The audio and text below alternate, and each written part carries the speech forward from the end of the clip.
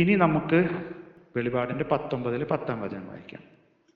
അപ്പോൾ ഞാൻ അവനെ ആരാധിക്കാനായി കാൽക്കൽ വീണു. എന്നാൽ അവൻ എന്നോട് പറഞ്ഞു, അരുത്, ഞാൻ നിന്റെ സഹദാസനാണ്, യേശുവിന് സാക്ഷ്യം നൽകുന്ന നിന്റെ സഹോദരരിൽ ഒരുവൻ. നീ ദൈവത്തെ ആരാധിക്കുക. യേശുവിനുള്ള സാക്ഷ്യമാണ് പ്രവചനത്തിന്റെ ആത്മാവ്. കത്തോലിക്ക സഭയില് സെക്കൻഡ് കൗൺസിൽ ഓഫ് നൈസിയ, അത് 7th എക്യുമെനിക്കൽ കൗൺസിലാണ്, 8th സെഞ്ചുറിയിൽ നടക്കുന്നതാണ്.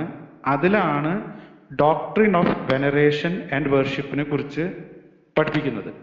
അവിടെ 2 പദങ്ങളാണ് പഠിപ്പിക്കുന്നത്. ലത്തേരിയ, രണ്ടാമത്തെ ജൂലിയ. ഈ വേർഷിപ്പ് എന്ന് പറയുന്നത് ഗോഡ് ദ ഫാദറിനും ഗോഡ് ദ സണ്ണിനും ഗോഡ് ദ ഹോളി സ്പിരിറ്റിനും മാത്രമേ ഉള്ളൂ. അതാണ് ലത്തേരിയയിൽ വരുന്നത്. ഇതിനോട് ചേർന്ന് യൂക്രിസ്റ്റിന് വരും.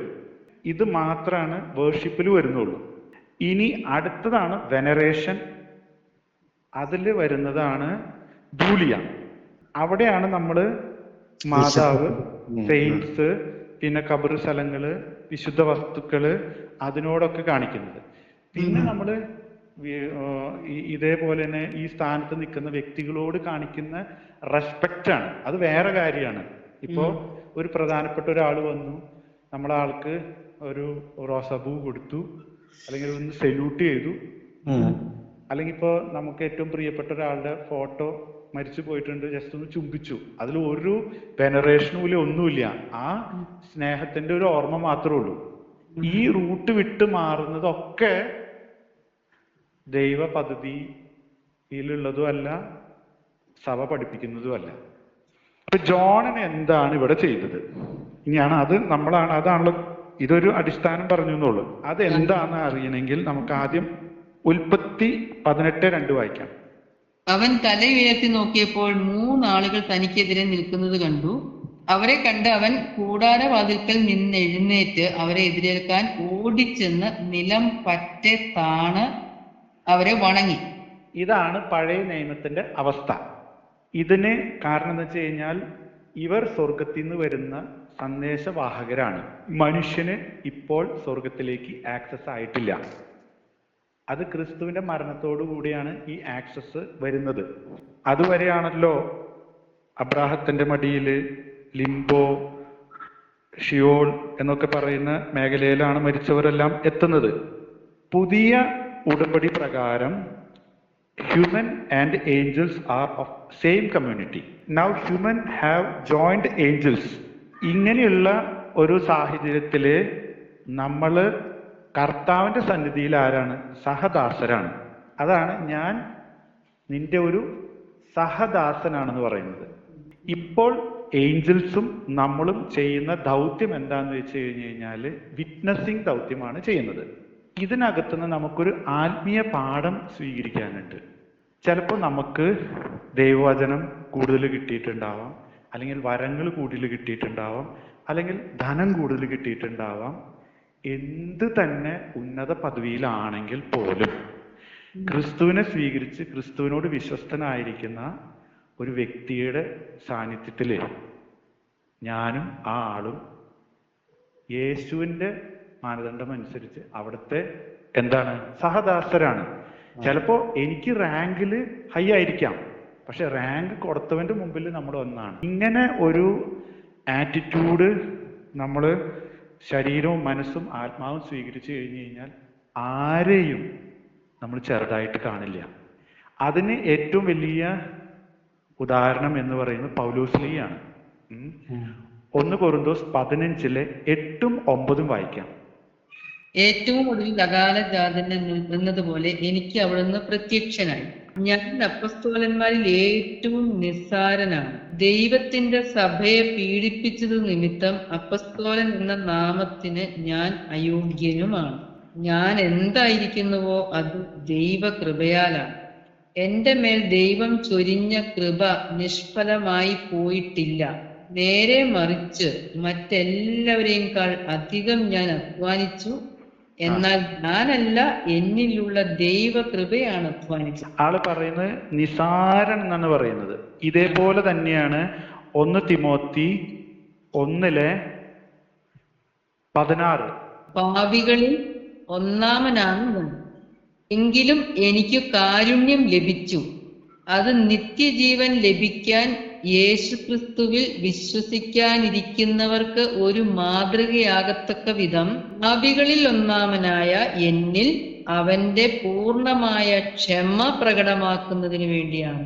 ഇവിടെ എല്ലാം കാണിച്ചു തരുന്നത് ദൈവത്തിന്റെ സോവർണിറ്റിയിൽ നമ്മൾ സാക്ഷ്യം വഹിക്കുമ്പോൾ നമുക്ക് ദൈവം എത്ര വലിയ കൃപ തന്നിട്ടുണ്ടെങ്കിലും, നമുക്ക് പ്രഭാഷകൻ 3:18 വായിക്കാം. നീ എത്ര ഉന്നതനാണോ അത്രമാത്രം വിനീതനാവുക. അപ്പോൾ കർത്താവിന്റെ കൃപയ്ക്ക് നീ പാത്രമാകും. ഈ ജീസസിൽ വളരണമെങ്കിൽ, ഗ്രേസിൽ വളരണമെങ്കിൽ ഇതുമാതിരി സോവർണിറ്റി നമ്മളെ ആക്സെപ്റ്റ് ചെയ്യുമ്പോഴാണ് നമുക്ക് ഹമ്പിൾ ആവാൻ പറ്റുള്ളൂ. അല്ലെങ്കിൽ മനുഷ്യൻ വലുതാണെന്ന് സ്വയം പ്രഖ്യാപിച്ചുകൊണ്ടിരിക്കും അവന്റെ പ്രവൃത്തികളിലൂടെ. ഇതാണ് നമുക്ക് ഈ ഒരു ഭാഗത്തിൽ നിന്ന് വ്യക്തിപരമായിട്ട് ആത്മീയമായിട്ട് വളരാനായിട്ട് നമ്മൾ മനസ്സിലാക്കേണ്ടത്.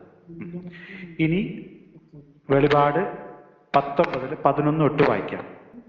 ഞാൻ കണ്ടു, ഇതാ ഒരു വെള്ളക്കുതിര, അതിന്റെ പുറത്തിരിക്കുന്നവൻ വിശ്വസ്തനെന്നും സത്യവാനെന്നും വിളിക്കപ്പെടുന്നു.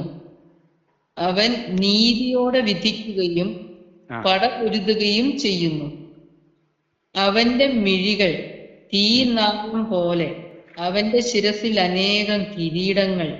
അവന് ആലേഖനം ചെയ്യപ്പെട്ട ഒരു നാമമുണ്ട്, അത് അവനല്ലാതെ മറ്റാർക്കും അറിഞ്ഞുകൂടാ. നമ്മൾ ഇതുവരെ പണ്ട് പറഞ്ഞാണ് ഓരോ ലിറ്റർജിക്കൽ സിമ്പിൾസിന് ശേഷം ജഡ്ജ്മെന്റിനെ കുറിച്ച് കാണുമെന്നുള്ളത്. നമ്മളിപ്പോ ഒരു ലിറ്റർജിക്കൽ കാര്യം കണ്ടു, വിവാഹ വിരുന്നിനെ കുറിച്ചും അതിന്റെ കാര്യങ്ങളെ കുറിച്ചൊക്കെ, വെഡിങ് സപ്പറിനെ കുറിച്ച്. ഇനി ഇവിടുന്ന് അങ്ങോട്ട് ജഡ്ജ്മെന്റ് തുടങ്ങാൻ പോവാണ്. ജഡ്ജ്മെന്റിന്റെ ഫസ്റ്റ് ഇതാണ്, ഈ പറയുന്ന ആളുടെ പ്രത്യേകതയാണ് ഇവിടെ 12 പറയുന്നത്, ഫ്ലെയിമിംഗ് ഐസ്. ഇനി ഇതിന്റെ ക്രോസ് റെഫറൻസ് ഉള്ളത് ദാനിയേൽ 10:5-6 വരെ. ആദ്യം വായിക്കാം. ഊഫാസിലെ സ്വർണം കൊണ്ടുള്ള അരപ്പട്ടയും ധരിച്ച ഒരുവനെ കണ്ടു.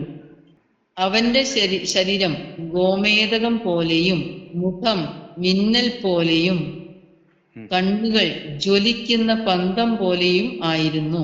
ഇനി 20-ാം വചനം വായിക്കും. അവൻ പറഞ്ഞു, ഞാൻ നിന്റെ അടുത്തേക്ക് വന്നത് എന്തിനാണെന്ന് നിനക്കറിയാമോ? ഞാൻ ഇപ്പോൾ പേർഷ്യയുടെ കാവൽ ദൂതനെതിരെ യുദ്ധം ചെയ്യാൻ മടങ്ങിപ്പോകും. ഞാൻ അവനെ തോൽപ്പിച്ചു കഴിയുമ്പോൾ യവന രാജ്യത്തിന്റെ കാവൽ ദൂതൻ വരും. ഡിവൈൻ ബാരിയറിന്റെ ഫിഗറാണ് അവിടെ കാണിച്ചത്. ഇനി നമുക്ക് 13-ാം അധ്യായം മുതൽ വീണ്ടും വായിക്കാം. വെളിപാട് 19:13 മുതൽ. അവൻ രക്തത്തിൽ മുക്കിയ മേലങ്കി ധരിച്ചിരിക്കുന്നു. അവന്റെ നാമം ദൈവവചനം എന്നാണ്. സ്വർഗീയ സൈന്യങ്ങൾ നിർമ്മലവും ധവളവുമായ മൃദുല വസ്ത്രമണിഞ്ഞു വെള്ള കുതിരകളുടെ പുറത്ത് അവനെ അനുഗമിക്കുന്നു. അവന്റെ വായിൽ നിന്ന് മൂർച്ചയുള്ള ഒരു വാൾ പുറപ്പെടുന്നു. സർവ ജനതകളുടെയും മേൽ അത് പതിക്കും. ഇരുമ്പ് ദണ്ടുകൊണ്ട് അവരെ ഭരിക്കും. സർവശക്തനായ ദൈവത്തിന്റെ ഉഗ്രക്രോധത്തിന്റെ മുന്തിരിച്ചക്ക് അവൻ ചവിട്ടുകയും ചെയ്യും. അവന് മേലങ്കിയിലും തുടയിലും എഴുതപ്പെട്ട ഒരു നാമമുണ്ട്, രാജാക്കന്മാരുടെ രാജാവും നാഥന്മാരുടെ നാഥനും. അപ്പൊ ഇവിടെ ജഡ്ജ്മെന്റിനെ കുറിച്ച്, ഒരു സ്വാഡിനെ കുറിച്ചാണ് പറയുന്നത്. വാളിനെ കുറിച്ച് ഇവിടെ പറഞ്ഞു. ഏഷ്യ 11:4 ഇതിനെ കുറിച്ച് പറയുന്നുണ്ട്. ദരിദ്രരെ അവൻ ധർമ്മനിഷ്ഠയോടെ വിധിക്കും. ഭൂമിയിലെ എളിയവരോട് അവൻ നീതിപൂർവം വർത്തിക്കും. ആജ്ഞാദണ്ഡുകൊണ്ട് അവൻ ഭൂമിയെ പ്രഹരിക്കും. ലേവ്യർ 26-25. എന്റെ ഉടമ്പടിയുടെ പേരിൽ പ്രതികാരം ചെയ്യാൻ ഞാൻ നിങ്ങളുടെ മേൽ വാൾ വീശും. ഇതാണ് കവനന്റൽ ജഡ്ജ്മെന്റ്. വെളിപാട് 19:17 മുതൽ. സൂര്യനിൽ നിൽക്കുന്ന ഒരു ദൂതനെയും ഞാൻ കണ്ടു. അവൻ മധ്യാകാശത്തിൽ പറക്കുന്ന സകല പക്ഷികളോടും വലിയ സ്വരത്തിൽ വിളിച്ചു പറഞ്ഞു, ദൈവത്തിന്റെ മഹാവിരുന്നിന് വരുവിൻ, രാജാക്കന്മാർ, സൈന്യാധിപന്മാർ, ശക്തന്മാർ എന്നിവരുടെയും കുതിരകളുടെയും അവയുടെ പുറത്തിരിക്കുന്നവരുടെയും സ്വതന്ത്രരും അടിമകളും ചെറിയവരും വലിയവരുമായ എല്ലാവരുടെയും മാംസം ഭക്ഷിക്കുന്നതിന് ഒന്നിച്ചുകൂടിയിരുന്നു. അപ്പോൾ അശ്വാരൂഢനോടും അവന്റെ സൈന്യനിരയോടും യുദ്ധം ചെയ്യാൻ മൃഗവും ഭൂമിയിലെ രാജാക്കന്മാരും അവരുടെ സൈന്യങ്ങളും ഒന്നിച്ചു കൂടിയിരിക്കുന്നത് ഞാൻ കണ്ടു. മൃഗം പിടിക്കപ്പെട്ടു. അതിനോടൊപ്പം അതിന്റെ മുമ്പാകെ അടയാളങ്ങൾ കാണിച്ച് മൃഗത്തിന്റെ മുദ്ര സ്വീകരിക്കുകയും അതിന്റെ സാദൃശ്യത്തെ ആരാധിക്കുകയും ചെയ്തിരുന്നവരെ പാപത്തിലേക്ക് വശീകരിച്ചിരുന്ന വ്യാജ പ്രവാചകനും പിടിക്കപ്പെട്ടു. ഇരുവരും ഗന്ധകമെരിയുന്ന അഗ്നിതടാകത്തിലേക്ക് ജീവനോടെ എറിയപ്പെട്ടു. ശേഷിച്ചിരുന്നവർ അശ്വാരൂഢന്റെ വായിൽ നിന്ന് പുറപ്പെട്ട വാളുകൊണ്ട് വധിക്കപ്പെട്ടു. പക്ഷികളെല്ലാം അവരുടെ മാംസം തിന്നു തൃപ്തിയടഞ്ഞു. അപ്പൊ മറ്റൊടുത്ത് ദൈവം അവിടുത്തെ ഭക്ഷണം കഴിക്കാൻ വിളിക്കുന്നു, അവിടത്തോടുകൂടി ഡൈൻ ചെയ്യാൻ വിളിക്കുന്നു, അല്ലേ? അതെ. ഇവിടെ നമ്മൾ കാണുന്നത് പക്ഷികളാണ്. ഇതിനെ കുറിച്ച് നമുക്ക് എസെക്കിയേൽ 39:17 മുതൽ 22 വരെയുള്ള വചനത്തിൽ വായിക്കാൻ പറ്റും. മനുഷ്യപുത്ര, ദൈവമായ കർത്താവ് അരുളി ചെയ്യുന്നു, എല്ലാത്തരം പക്ഷികളോടും വയലിലെ മൃഗങ്ങളോടും പറയുക, ഞാൻ നിങ്ങൾക്ക് വേണ്ടി ഒരുക്കുന്ന യാഗവിരുന്നിനായി എല്ലാ ഭാഗത്തു നിന്നും കൂട്ടമായി വരിക. ഇസ്രായേൽ മലകളിലെ ഏറ്റവും വലിയ യാഗവിരുന്നാണിത്. നിങ്ങൾ മാംസം ഭക്ഷിക്കുകയും രക്തം കുടിക്കുകയും ചെയ്യും. ഭൂമിയിലെ ശക്തന്മാരുടെ മാംസം നിങ്ങൾ ഭക്ഷിക്കും. പ്രഭുക്കന്മാരുടെ രക്തം കുടിക്കും. ബാഷാനിലെ തടിച്ചു കൊഴുത്ത കാളകൾ, മുട്ടാടുകൾ, ആടുകൾ, കോലാടുകൾ എന്നിവയുടെ രക്തം ഞാൻ നിങ്ങൾക്ക് വേണ്ടി ഒരുക്കിയിരിക്കുന്ന യാഗവിരുന്നിൽ നിങ്ങൾ തൃപ്തരാവോളം മേധസ് ഭക്ഷിക്കുകയും മത്ത് പിടിക്കുവോളം രക്തം കുടിക്കുകയും ചെയ്യും. ദൈവമായ കർത്താവ് അരുളി ചെയ്യുന്നു. പടയാളികളും ശക്തന്മാരും കുതിരകളും കുതിര പടയാളികളും അടക്കം എല്ലാവരെയും എന്റെ മേശയിൽ നിന്ന് ഭക്ഷിച്ച് നിങ്ങൾ തൃപ്തരാകും. ഈ അധ്യായത്തിൽ നിന്ന് നമ്മൾ മനസ്സിലാക്കുന്ന കാര്യം, നമ്മൾ പാപത്തിലാകാതിരിക്കുകയും മറ്റുള്ളവരെ പാപത്തിലേക്ക് നയിക്കാതിരിക്കുന്നതിന്റെ ഫലമായിട്ട് വിജയിക്കുന്നവരുടെ കൂട്ടത്തിലേക്ക് പ്രവേശിക്കാം. ദൈവം അവിടത്തോട് ഏക ആത്മാവാകാൻ നമ്മളിൽ നിന്ന് പ്രതീക്ഷിക്കുന്നു. ആ ഇൻറ്റിമേറ്റ് യൂണിയനെ ആത്മീയ പിതാക്കന്മാർ പറയുന്നതാണ് മിസ്റ്റിക്കൽ മാരേജ് എന്ന് പറയുന്നത്. ഇതാണ് 1 കൊരിന്ത്യസ് 6:14 നമ്മൾ പറഞ്ഞല്ലോ ഇന്നലെ, ആ ആത്മാവായിട്ട് ഒന്നാവുന്നതിനെ കുറിച്ച് പറയുന്നത്. ഇവിടെ ഒരു ഇൻറ്റിമേറ്റ് കമ്മ്യൂണിയൻ വിത്ത് ദ ലോർഡാണ് ലക്ഷ്യമാക്കുന്നത്. അതിലേക്ക് നമ്മളെ നയിക്കുന്നത് കുർബാനയാണ്. പഴയ നിയമത്തിൽ ഒരു നുക്ഷ്യൽ ഇമേജറി ഉണ്ട്. അത് ഏഷ്യ 62:1 വായിക്കാം.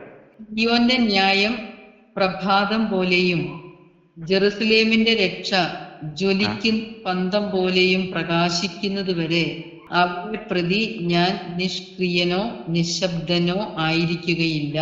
പഴയ നിയമത്തില് യാവയായിരുന്നു വരൻ, ഇസ്രായേലായിരുന്നു വധു. ഇനി പുതിയ നിയമത്തില് ഈശോ വരനും കത്തോലിക്ക സഭ വധുവാണ്. ഈ നമ്മൾ പറഞ്ഞ ഇവിടെ കാണുന്ന സഭയിലെ അപൂർണതകളല്ല നമ്മുടെ ശരിക്കും മെഷറിംഗ് റോഡ്. അത് ഹ്യൂമൻ എറേഴ്സ് ആണ്. അത് അൽമായിൽ നിന്നായിരിക്കാം, വൈദികരിൽ നിന്നായിരിക്കാം, സന്യസ്തരിൽ നിന്നായിരിക്കാം, ബിഷപ്പ്മാരിൽ നിന്നായിരിക്കാം, മാർപ്പാപ്പമാരിൽ നിന്നായിരിക്കാം, ആരിൽ നിന്നായിരിക്കാം. പക്ഷേ ഇവിടുന്ന് ഇതിനെല്ലാം അതിജീവിച്ച് കടന്നുപോയ പെർഫെക്റ്റ് കാത്തലിക് ചേർച്ച് വധുവായിട്ട് പുതിയ ജെറുസലമായിട്ട് ഉണ്ട്. അതിലേക്കാണ് നമുക്ക് ഇൻവിറ്റേഷൻ. ആ ഇൻവിറ്റേഷന്റെ മുന്നാസ്വാദനമാണ് ഞാൻ ഇവിടെ പങ്കെടുക്കുന്ന കുർബാന. ഈ കുർബാനയാണ് എൻ്റെ ജീവിത ലക്ഷ്യം. ഏഷ്യ 25:6 മുതൽ 8 വരെയുള്ള വചനങ്ങൾ. ഈ പർവ്വതത്തിൽ സർവ്വജനതകൾക്കും വേണ്ടി സൈന്യങ്ങളുടെ കർത്താവ് ഒരു വിരുന്നൊരുക്കും. മജ്ജയും കൊഴുപ്പും മുറ്റിയ വിഭവങ്ങളും മേൽത്തരം വീഞ്ഞുമുള്ള വിരുന്ന്. സർവ്വ ജനതകളെയും മറച്ചിരിക്കുന്ന ആവരണം, ജനതകളിൽ നിന്ന് വിരിച്ചിരിക്കുന്ന മൂടുപടം ഈ പർവ്വതത്തിൽ വെച്ച് അവിടുന്ന് നീക്കിക്കളയും. അവിടുന്ന് മരണത്തെ എന്നേക്കുമായി ഗ്രസിക്കും. സകലരുടെയും കണ്ണീർ അവിടുന്ന് തുടച്ചു മാറ്റും. തന്റെ ജനത്തിന്റെ അപമാനം ഭൂമിയിൽ എല്ലായിടത്തു നിന്നും അവിടുന്ന് നീക്കിക്കളയും. കർത്താവാണ് ഇത് അരുളി ചെയ്തിരിക്കുന്നത്. ഇത്രയും സ്വർഗീയ ലക്ഷ്യങ്ങളുള്ള ഒരു ജീവിതമാണ് നമുക്ക് ദൈവം നൽകിയിരിക്കുന്നത്. അതിനനുസരിച്ച് നമ്മൾ റെസ്പോണ്ട് ചെയ്യണമെന്നാണ് ഈ പറയുന്ന അധ്യായം നമ്മളിൽ നിന്ന് ആവശ്യപ്പെടുന്നത്.